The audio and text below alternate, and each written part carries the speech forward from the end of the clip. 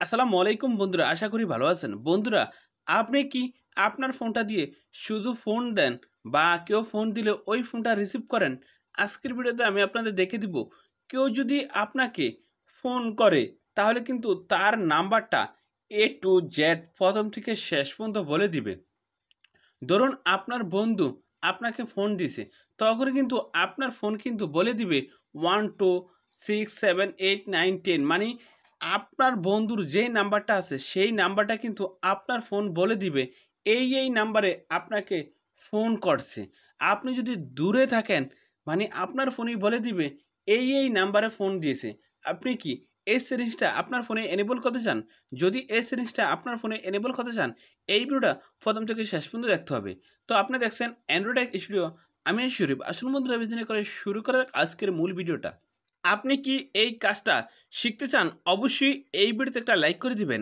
এই ভিডিওতে একটা লাইক করার পরে এখানে দেখেন সাবস্ক্রাইব লেখা আছে, এই সাবস্ক্রাইব লেখার উপরে একটা ক্লিক করে দিবেন।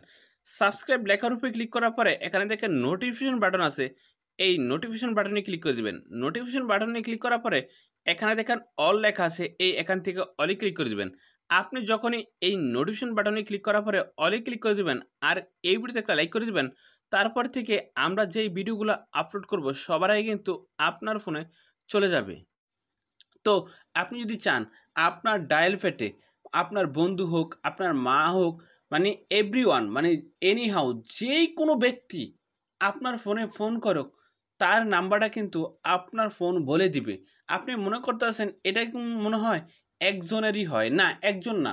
আপনার ফোনে যদি ১০০ জন ফোন করে তাহলে কিন্তু ওই ১০০ জনের নাম্বারটা বলে দিবে।